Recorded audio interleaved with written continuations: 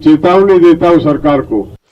इस किसान आंदोलन पर सीएम कैप्टन अमरिंदर सिंह ने ये कहा है कि केंद्र सरकार को किसानों के मसले को जल्द से जल्द सुलझाना चाहिए, हल करना चाहिए। जहां तक किसानों के प्रदर्शन का सवाल है तो उन्हें प्रदर्शन करने का पूरा अधिकार है। किसानों के शांतिपूर्ण आंदोलन की कैप्टन अमरिंदर सिंह ने सराहना की है और ये कहा है कि ऐसे आंदोलन, शांतिपूर्ण आंदोलन से किसानों ने सबका दिल जीत लिया है।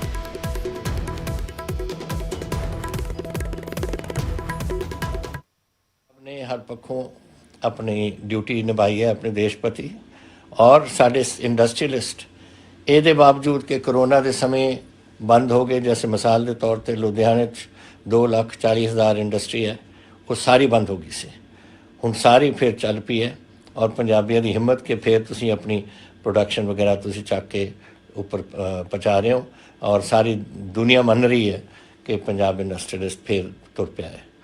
तो चाहे खेतीबाड़ी का होए, साडे इंडस्ट्री का होए, साडे ट्रेड दे विच होए, पिछले साल ये बावजूद कि हालात माड़े से तुसी अपनी ड्यूटी निभाते रहे, यही मैं बधाई दिना थोनों। तो अज नवा साल आ गया और मैं आस करदा कि ये साल एक नवे तरीके नाल अगे वधूगा, किसानी का मसला हल हो, होर जिहड़ी थोड़ी तकलीफां ने अपने पंजाब च आपां दूर कर सकांगे, डिवेलपमेंट के काम ने कुछ जिहड़े सानू करने पैणगे। देखो एक युग आ गया हुण इलैक्ट्रॉनिक्स का और हर साल दुनिया दे विच तब्दीलियां आउंदियां ने और ये वो जमाना नहीं 100 साल पहला दा कि आहिस्ता आहिस्ता काम चलदा सी, हुण बड़ी तेजी नाल अगे वध रहा है। और इधर किसान आंदोलन की आड़ में पंजाब में मोबाइल टावर को निशाने बनाने पर बीजेपी ने कांग्रेस को निशाने पर लिया है। बीजेपी नेता तरुण चुग ने कांग्रेस पर गुंडागर्दी करने का आरोप लगाया है। तरुण चुग ने कहा कि कांग्रेस सरकार मूक दर्शक बनी हुई है, इसके साथ ही किसानों की आड़ में गुंडागर्दी की जा रही है। राज्य की कानून व्यवस्था पर भी सवाल उठाया है। उन्होंने सवाल उठाते हुए कहा है कि सीएम कैप्टन अमरिंदर सिंह को उन्होंने कड़े तौर पर यहां पर निशाने पर लिया है। 1600 से ज्यादा टावर, मोबाइल टावर डैमेज कर दिए गए। वामपंथी पार्टियों के गुंडे और कांग्रेस के लोग मिलकर जगह जगह पर मोबाइल टावर्स को तोड़ रहे हैं, लेकिन पंजाब की पुलिस मूक दर्शक बनी है। पंजाब के अंदर रजवाड़ा शाही की कैप्टन अमरिंदर सिंह की सरकार ऐसे काम कर रही है जैसे पंजाब उनकी रियासत का हिस्सा हो और जनता की सुरक्षा उनका दायित्व ना हो। पुलिस को कार्रवाई करनी चाहिए और प्रशासन को चुस्त दुरुस्त होकर लॉ एंड ऑर्डर को मेंटेन करना चाहिए। लोक इंसाफ पार्टी के किसान आंदोलन के बहाने केंद्र सरकार को यहां पर जमकर निशाने पर लिया है। न्यूज 18 से बातचीत में सिमरजीत बैंस ने कहा है कि कड़ाके की ठंड में किसान पिछले 1 महीने से सड़कों पर बैठे हुए हैं, लेकिन सरकार अपनी जिद पर अड़ी है।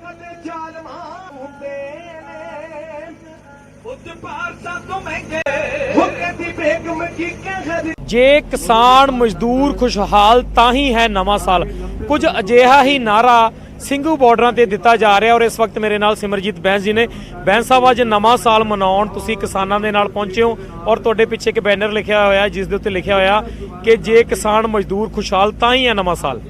ਇਹ ਨਵਾਂ ਸਾਲ ਮਨਾਉਣ ਨਹੀਂ ਆਏ ਅਸੀਂ ਗੁਰੂ ਦੇ ਚਰਨਾਂ 'ਚ ਅਰਦਾਸ ਬੇਨਤੀ ਕਰਨ ਵਾਸਤੇ ਮਾਈਨਸ ਡਿਗਰੀ ਟੈਂਪਰੇਚਰ, ਕੜਕਦੀ ਸਰਦੀ, ਲਾਹਨਤ ਐਸੀ ਦੇਸ਼ ਦੀ ਸਰਕਾਰ ਦੇ ਉੱਤੇ, ਲਾਹਨਤ ਐਸੇ ਪ੍ਰਧਾਨ ਮੰਤਰੀ ਦੇ ਉੱਤੇ। ਇਹ ਲੋਕਤੰਤਰ ਮਤਦਾਨ ਪੇਟੀ ਦੇ ਗਰਭ ਦੇ ਵਿੱਚ ਪੈਦਾ ਹੋਈਆਂ ਸਰਕਾਰਾਂ ਲੋਕਾਂ ਵਾਸਤੇ ਹੁੰਦੀਆਂ ਨੇ, ਨਾ ਕਿ ਲੋਕਾਂ ਨੂੰ ਕੁਚਲਣ ਵਾਸਤੇ। ਅੱਜ ਦੁੱਖ ਤੇ ਅਫਸੋਸ ਆ, ਬੱਚੇ, ਬੀਬੀਆਂ, ਬਜ਼ੁਰਗ ਇਸ ਕੜਕਦੀ ਸਰਦੀ ਦੇ ਵਿੱਚ ਸੜਕਾਂ ਦੇ ਉੱਤੇ ਆ ਤੇ ਸਰਕਾਰ ਟਸ ਤੋਂ ਮਸ ਹੋਣ ਲਈ ਤਿਆਰ ਨਹੀਂ।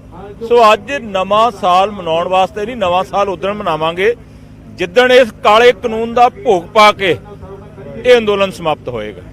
ਸੋ ਅੱਜ ਅਸੀਂ ਦੇਖ ਰਹੇ ਹਾਂ ਕਿ ਕੀਰਤਨ ਵੀ ਚੱਲ ਰਿਹਾ, ਇੱਕ ਵਿਸ਼ਰੀਆਂ ਦੇ ਨਾਲ ਇੱਕ ਜੋਸ਼ ਦੀ ਕੋਸ਼ਿਸ਼ ਕਰ ਰਹੀ ਜਾ ਰਹੀ ਹੈ, ਇੱਕ ਵੀਰ ਰਸ ਦੀ ਕੋਸ਼ਿਸ਼ ਹੋ ਰਹੀ ਹੈ, ਵੀਰ ਰਸ ਭਰਿਆ ਜਾ ਰਿਹਾ। ਕਿਸ ਤਰ੍ਹਾਂ ਦੇਖਦੇ ਹੋ ਜਿਹੜੀ ਗੁਰਬਾਣੀ ਦਾ ਵੀ ਜਾਪ ਕੀਤਾ ਜਾ ਰਿਹਾ, ਨਾਮ ਸ਼ਬਦ ਦਾ ਜਾਪ ਕੀਤਾ ਜਾ ਰਿਹਾ ਨਵੇਂ ਸਾਲ ਦੇ ਇਸ ਮੌਕੇ ਦੇ ਉੱਤੇ? ਗੌਰਵਮਈ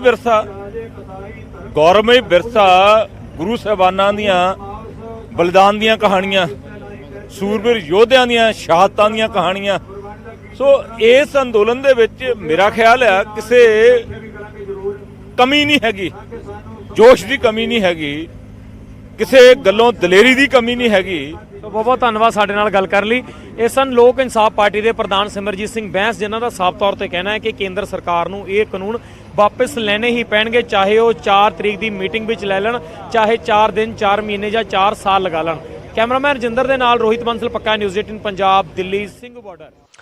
पंजाब में निकाय चुनाव की सरगर्मियां तेज हो गई है। चुनाव आयोग पहुंचा बीजेपी का प्रतिनिधि मंडल। निकाय चुनावों को लेकर पहुंचकर एक मांग पत्र सौंपा गया है। चुनावों में अर्धसैनिक बलों की तैनाती की मांग की गई है। अकाली दल ने भी सरकार की नीयत पर यहां पर सवाल उठाए। इसके साथ ही स्वतंत्र और निष्पक्ष चुनाव के लिए शिरोमणि अकाली दल ने यहां पर मुख्य तौर पर मांग की है। पंजाब में फरवरी में प्रस्तावित है निकाय चुनाव, लेकिन अभी से उसकी सरगर्मियां तेज हो गई है। चुनाव आयोग पहुंचा था बीजेपी का प्रतिनिधि मंडल।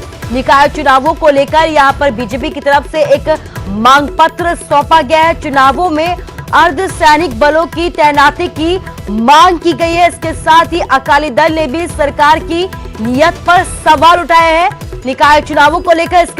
और इसी के साथ स्वतंत्र और निष्पक्ष चुनाव की शिरोमणि अकाली दल की तरफ से भी मांग की गई है। तो आप देख सकते हैं कि एक तरफ बीजेपी ने सवाल उठाए और इसी सवाल को लेकर चुनाव आयोग पहुंचे हैं, निष्पक्ष चुनाव की मांग की है। इसी के साथ ही अकाली दल ने भी सरकार की नीयत पर सवाल उठाते हुए स्वतंत्र और निष्पक्ष चुनाव की मांग की है। और डेमोक्रेसी ਦੇ ਵਿੱਚ ਇੱਕ ਬਹੁਤ ਮਹੱਤਵਪੂਰਨ ਉਹਦਾ ਹੁੰਦਾ ਹੈਗਾ, ਔਰ ਉਹ ਫ੍ਰੀ ਐਂਡ ਫੇਅਰ ਤਾਂ ਹੀ ਹੋ ਸਕਦੀ ਹੈ ਜਦੋਂ ਵੋਟਰ ਆਪਣੇ ਮਤ ਅਧਿਕਾਰ ਬਿਨਾਂ ਕਿਸੇ ਡਰ ਔਰ ਖੌਫ ਦੇ ਕਰ ਸਕੇ। ਜਿਹੜੇ ਚੁਣਾਵ ਲੜਨਾ ਚਾਹੁੰਦੇ ਨੇ ਕੈਂਡੀਡੇਟਸ, ਚਾਹੇ ਉਹ ਕਿਸੇ ਪੋਲੀਟੀਕਲ ਪਾਰਟੀ ਦੇ ਹੋਣ ਜਾਂ ਨਾਰਮਲ ਸਿਟੀਜ਼ਨਸ ਹੋਣ, ਹਰ ਇੱਕ ਦਾ ਅਧਿਕਾਰ ਹੈ ਚੁਣਾਵ ਲੜਨਾ, ਉਹ ਬਿਨਾਂ ਕਿਸੇ ਡਰ ਔਰ ਖੌਫ ਦੇ ਚੁਣਾਵ ਲੜ ਸਕਣ। ਔਰ ਜਿਹੜੇ ਉਹਨਾਂ ਦੇ ਸਪੋਰਟਰਸ ਹੁੰਦੇ ਨੇ, ਚਾਹੇ ਪੋਲੀਟੀਕਲ ਵਰਕਰਸ ਹੋਣ ਜਾਂ ਫਰੈਂਡਸ ਹੋਣ, ਫਰੈਂਡ ਸਰਕਲ ਹੋਵੇ, ਉਹ ਕੰਪੇਨ ਕਰ ਸਕੇ, ਉਹਨਾਂ ਵਾਸਤੇ ਵੋਟ ਮੰਗਣ ਜਾ ਸਕੇ। ਔਰ ਅੱਜ ਜੋ ਪੰਜਾਬ ਦਾ ਮਾਹੌਲ ਇਹਨਾਂ ਕਾਂਗਰਸੀ ਗੁੰਡਿਆਂ ਨੇ ਕੀਤਾ ਹੋਇਆ, ਉਹ ਮਾਹੌਲ ਕੰਡਿਊਸਿਵ ਨਹੀਂ ਹੈਗਾ। ਇਹ ਜਾਣ ਕੇ ਸ਼ਰਾਰਤਾਂ ਕਰਦੇ ਨੇ। ਔਰ ਅਸੀਂ ਇਸ ਕਰਕੇ ਅੱਜ ਇਲੈਕਸ਼ਨ ਕਮਿਸ਼ਨ ਦੇ ਕੋਲ ਆਏ ਸੀਗੇ, ਸਾਡਾ ਡੈਲੀਗੇਸ਼ਨ ਬੀਜੇਪੀ ਪੰਜਾਬ ਦਾ, ਔਰ ਇਹ ਇਨਸ਼ੋਰ ਕਰਨ ਕਿ ਜਿਹੜੇ ਆਉਣ ਵਾਲੇ ਨਗਰ ਨਿਗਮ ਔਰ ਨਗਰ ਪੰਚਾਇਤਾਂ ਦੇ ਚੁਣਾਵ ਨੇ ਉਹ ਫ੍ਰੀ ਐਂਡ ਫੇਅਰ। ਸੂਬੇ ਦੇ ਚੋਣ ਕਮਿਸ਼ਨ ਨੂੰ ਇੱਕ ਬੜਾ ਡਿਟੇਲਡ ਲੈਟਰ ਜਿਹੜਾ ਉਹ ਭੇਜਿਆ ਗਿਆ, ਜਿਹਦੇ ਵਿੱਚ ਮਿਊਨਿਸਪਲ ਕਮੇਟੀ ਤੇ ਜਿਹੜੀਆਂ ਕਾਰਪੋਰੇਸ਼ਨ ਦੀਆਂ ਚੋਣਾਂ ਉਹਦੇ ਸਬੰਧ ਦੇ ਵਿੱਚ ਕਿਹੜੀਆਂ ਤਬਦੀਲੀਆਂ ਕਮਿਸ਼ਨ ਨੂੰ ਕਰਨੀਆਂ ਚਾਹੀਦੀਆਂ ਉਹਦਾ ਅਸੀਂ ਜ਼ਿਕਰ ਕੀਤਾ। ਕਿਉਂਕਿ ਪਿਛਲਾ ਤਜਰਬਾ ਸਾਡਾ ਬੜਾ ਤਲਖਾ ਹੈ। ਜਦੋਂ ਜ਼ਿਲ੍ਹਾ ਪ੍ਰੀਸ਼ਦ ਦੀਆਂ ਚੋਣਾਂ ਹੋਈਆਂ ਸੀ ਤੇ 164 ਬੂਥਾਂ ਦੇ ਵਿੱਚ ਪੰਜਾਬ ਦੇ ਵਿੱਚ ਬੂਥ ਕੈਪਚਰਿੰਗ ਜਿਹੜੀ ਹੈ ਪੁਲਿਸ ਤੇ ਪ੍ਰਸ਼ਾਸਨ ਤੇ ਕਾਂਗਰਸ ਦੀ ਮਦਦ ਨਾਲ ਹੋਈ ਸੀ। ਔਰ 54 ਥਾਵਾਂ ਦੇ ਉੱਤੇ ਕਮਿਸ਼ਨ ਨੂੰ ਰੀਪੋਲ ਵੀ ਕਰਾਉਣਾ ਪਿਆ ਸੀ। ਔਰ ਮੁਕਤਸਰ ਕੱਲੇ ਜ਼ਿਲ੍ਹੇ ਦੇ ਵਿੱਚ 36 ਥਾਵਾਂ ਤੇ ਰੀਪੋਲ ਹੋਈ ਸੀ। ਐਡੀ ਮਿਲੀ ਭੁਗਤ ਸੀ ਪੁਲਿਸ ਦੀ ਔਰ ਹੁਕਮਰਾਨ ਪਾਰਟੀ ਦੀ। ਇਸ ਲਈ ਇੱਕ ਤਾਂ ਅਸੀਂ ਮੰਗ ਕੀਤੀ ਹੈ ਕਿ ਪੈਰਾਮਿਲਟਰੀ ਫੋਰਸਸ ਉਸ ਤੋਂ ਬਿਨਾਂ ਜੋ ਲਾ ਐਂਡ ਆਰਡਰ ਦੀ ਹਾਲਤ ਹੈ ਔਰ ਜਿਸ ਤਰੀਕੇ ਪੁਲਿਸ ਸਰਕਾਰ ਦੇ ਨਾਲ ਮਿਲੀ ਹੋਈ ਹੈ ਉਨੀ ਦੇਰ ਤੱਕ ਪॉसिबल नहीं। एक तरफ किसान सिंघू बॉर्डर पर आंदोलन